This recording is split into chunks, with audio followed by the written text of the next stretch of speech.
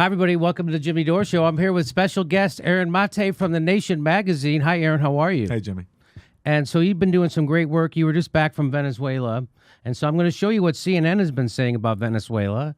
And then I'm going to show you a video by Max Blumenthal, who was out in Venezuela with Aaron. He actually goes to a supermarket. So here's what CNN's been saying about what's happening.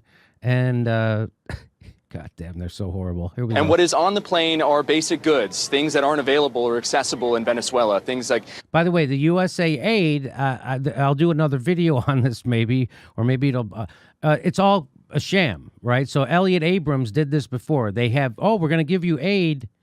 And what they do is they're really trying to ship in arms and stuff to foment a civil war. And that's why they won't take the aid. If the United States wanted them to get the aid, they would give it to the Red Cross. That's not what they're doing.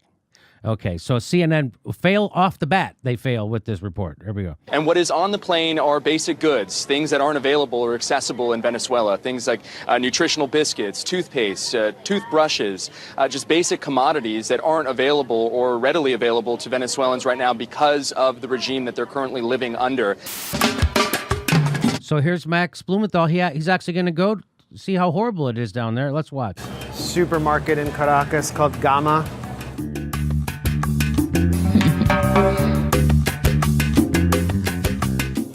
I feel lost in the supermarket coming here in Caracas. This is cheeses. There's a lot of cheeses and meats here. People here like meat. Okay, we got like congealed meat. We got like so much meat. There's a lot of meat here.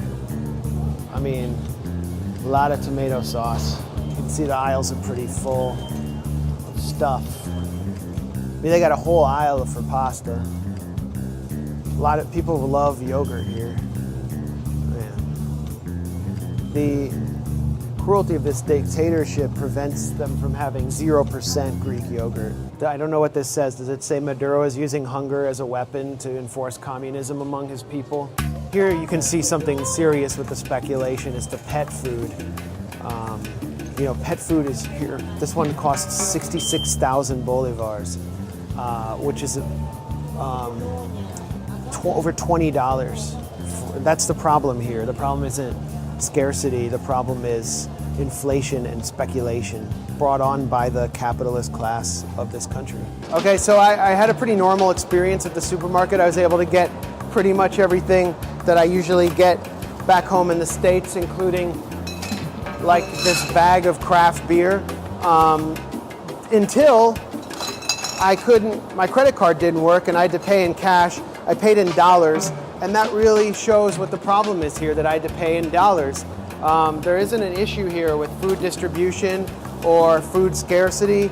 The issue is the buying power of Venezuelans has been completely destroyed because their currency has been so badly weakened by hyperinflation, speculation, and the flood of dollars that the government can't control here, as well as hoarding by private capitalist elements that support the opposition, and they're making a ton of money off of this kind of economic war. And that's something you really won't know if you watch U.S. media on Venezuela.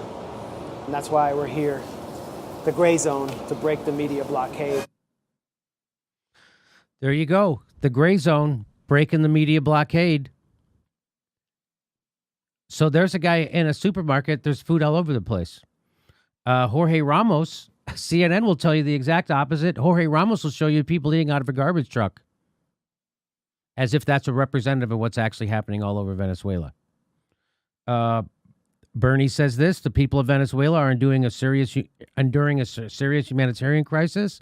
The Maduro government must put the needs of its people first, allow humanitarian aid into the country, and refrain from violence against protesters.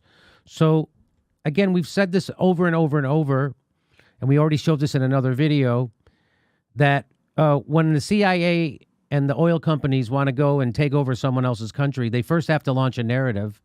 And the narrative is that the guy's a dictator, he's mean to his people, and we're bringing humanitarian aid. And so even though Bernie, he doesn't say so in this tweet, but he has said previously that he's against intervention, when you first say this stuff on your way to saying we shouldn't intervene, you're actually doing more damage than good. You're actually cementing the CIA's narrative that we need to go into Venezuela and help people. Because if you agree that there's a humanitarian crisis and this guy's a dictator, well, now aren't you the immoral person if you don't want to go help them? That's the trap the CIA lays. And when Bernie repeats it, and not just Bernie, here's Elizabeth Warren. She does the same thing. Elizabeth Warren says, I think right now we provide humanitarian aid. We make it clear that we know that Maduro is a dictator and does not have our support. We join our allies in supporting the opposition, but we need to not threaten the military intervention. So all of that is CIA talking point. You're cementing the reasons why for CIA to go in and us to go in. And that's horrible. And by the way, they both know better. So she knows the history. She knows Elliott Abrams, the history of using aid. They know, and so does Bernie, and so do their advisors. So we're ruled by sociopaths. How about that? So they're okay going along with this. This is what they talk about, this Faustian bargain that liberal politicians in the United States have to make. They have to say, okay, if I get to talk about the banks and I get to talk about Medicare for all, if I go along with this, that's what people have speculated that's what's happening. So I just want to show you what's happening with the aid. This is what's really happening with the aid. An interventionist deception of Colombian-Venezuelan bridge. The Trump administration's coup against Venezuela culminated on February 23rd with a U.S.-backed opposition attempting to ram several trucks loaded with boxes of USA aid, humanitarian aid, across the previously unused Francisco de Paula Santander Bridge connecting Colombia to Venezuela.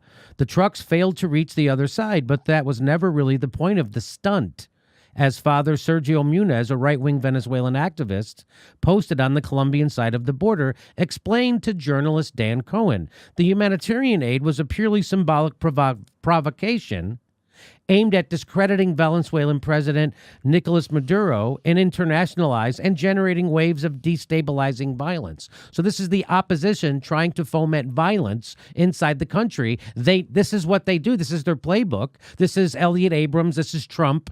This is Mike Pence. This is John Bolton trying to cause violence inside Venezuela. That's what they're trying to do, and Venezuela knows that, which is why Venezuela is accepting aid from other countries, just not the United States. Okay. On the Santander Bridge this February 23rd, the masked right-wing opposition youths known as guerrilleros rained down a hail of rocks. So the opposition, the people on wanting to get rid of Maduro, people in favor of Juan Guaido, people on the side of Trump, are starting violence, and they're throwing Molotov cocktails at the National Guard people in Venezuela. And this is during when they were trying to get those aid trucks through.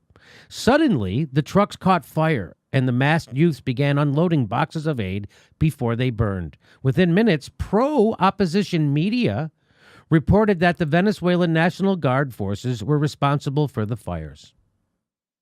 Do you see how propaganda works? Do you see this? Okay. The total lack of evidence of Venezuelan culpability did not stop Cuban-American Senator Marco Rubio from tweeting this accusation from nearby Cucuta, Colombia. I'm not going to show you. He tweeted out a picture of dead Muammar Gaddafi being sodomized with a sword and saying that's what's going to happen to Maduro. Do you remember what we did to Libya? All right, we'll get to that later. Bloomberg News, which has run a relentless stream of pro-opposition reports, published video showing guerrilleros on the bridge making Molotov cocktails, which could easily set a truck cabin or its cargo on fire. Meanwhile, the International Red Cross issued a statement. The Red Cross condemned the Venezuelan opposition activists, the people on the side of Trump. The people on the side of Trump. They're condemning. This is who the Red Cross is condemning. They're condemning the people that the CNN is on the side of. They're condemning the people that MSNBC is on the side of, and the Washington Post. The Red Cross is condemning those people. The Red Cross says the Venezuelan opposition activists disguising themselves as Red Cross workers. A blatant breach of humanitarian protocol. A screenshot from the pro-opposition NTN 24 coverage shows a fake Red Cross worker near one of the burning trucks. There it is. Fake Red Cross. And that's Max Blumenthal. Not sure if Venezuelan opposition activists disguised as Red Cross workers actually mean well. And here's Donna Shalala. Donna Shalala says, I'll make it clear Senator Sanders does not reflect. So she's talking about him saying we shouldn't go into Venezuela. So Sanders gets it from both sides. He gets it from people like me, and he gets it from other people on the other side who want to go into Venezuela. So that's why you should take a position, a principled position anyway, because you're going to get criticized. So be principled. Don't go along with it.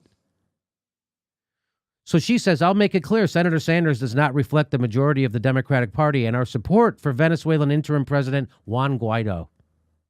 You're ruled by sociopaths. The Democratic Party's support of Juan Guaido. The whole party. And the Venezuelan people. Maduro is a dictator and must go. We're ruled by sociopaths, and I don't think that's a stretch to say that. Let me throw it over to now, Aaron Matei. You were in Venezuela. What do you make of politicians saying stuff like that? They are following in a long line of propaganda used to gin up support for regime change wars. This happens every single time, and this thing with the aid that Max reported on and exposed is a good example of what you do when you can't achieve your aims democratically. So the U.S. has been trying to undermine Venezuela for years, poured tens of millions of dollars into the opposition. Juan Guaido was trained the people around him were trained in USAID-funded programs, which they do everywhere. That hasn't worked because the Chavista movement has won 23 of 25 elections in Venezuela. So then you try to create a sort of a pretext for intervention by pushing this claim of a massive humanitarian crisis, but omitting the fact that the U.S. has been hugely responsible for that crisis by crippling the country with sanctions. They did the same thing, and the person who helped oversee it was Elliot Abrams, did the same thing to Nicaragua in the 1980s. The Sandinista movement was popular. They were directing their resources for their own people, as the Chavista movement has done in Venezuela. And so to punish them, they tried a terrorist war via the Contras, and they also blockaded the country and cut it off from the financial community. And that's what they're doing now to Venezuela. And sure, there are human rights issues in Venezuela, and there is an economic crisis, but all this becomes a pretext for a nefarious regime change agenda, which has nothing to do with helping the people of Venezuela. And you have people like Elizabeth Warren and Bernie Sanders, unfortunately, not standing up to it and even playing along. That's the most unfortunate thing. Here's some more. You want us to get some more debunking? Zero Hedge caught this. Washington Post quietly deletes Branson's Venezuela concert from article after fake attendance figures were exposed. This is from the Washington Post. They did an article. So the Washington Post is also pushing Venezuelan regime change. Isn't that interesting? They do it all the time, except somebody else's fake news. They're not going to lose their fucking Facebook page. They're not going to lose their Twitter account, no matter how many fake wars they push. So here they say this is from the Washington Post, the attention on Saturday remained immediately focused on the single largest staging ground for aid in Cúcuta, Colombia, where a massive benefit concert hosted by British billionaire Richard Branson drew a crowd of more than 200,000 people. That is propaganda. Divide that by 10 and you're still being generous. And you're still being generous. Yeah. Because Moon of Alabama actually did a little debunking, and it says, Venezuela, Abrams to make sure humanitarian aid flights are... So they go, no more than 20,000 people came to Branson's concert stunt.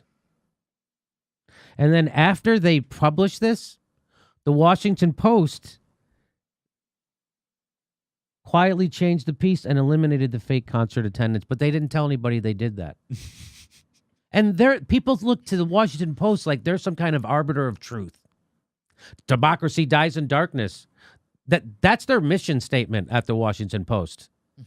They're trying to make it die in darkness. A second version of the article mentions Branson, but eliminates the 200,000 figure. This is what it says. So that's now this is the same paragraph, but they took that part out. And then then finally a third version of that story from the Washington Post. The most recent version of the article has no mention of Branson or his concert. The fourth version of that article says, we've never heard of Branson. We were talking about Branson, Missouri. So there's the Washington Post, CNN, every goddamn news station printing pure propaganda, pushing pure propaganda. And now you know why they smear us. You know why the Washington Post put me in a smear article. Now you know why CNN put me in a smear article. A little jagoff comedian, C student, in his fucking garage. Why? Because no one else is going to tell you the truth. Certainly not our politicians, and certainly not conspiracy cowards like Rachel Maddow and people, everybody at CNN. That's not going to happen. And so this is the only place you're going to get it. And that's why they're really coming down on us. So thanks for your support for this show. We're announcing our dates for 2019. We're going to Ventura Comedy Club, March 31st, Tempe, Arizona, Austin, Texas, Portland, Chicago, and lots more. Go to jimmydorecomedy.com for a list of all our dates and live shows. And please become a patron. We give you hours of bonus material. And please make sure you're subscribed. Even if you think you're subscribed, they unsubscribe people every day, and you might be one of them. Check to make sure you're subscribed, and then you have to click the bell twice so they send you a notification when we drop a video. Thanks for your support.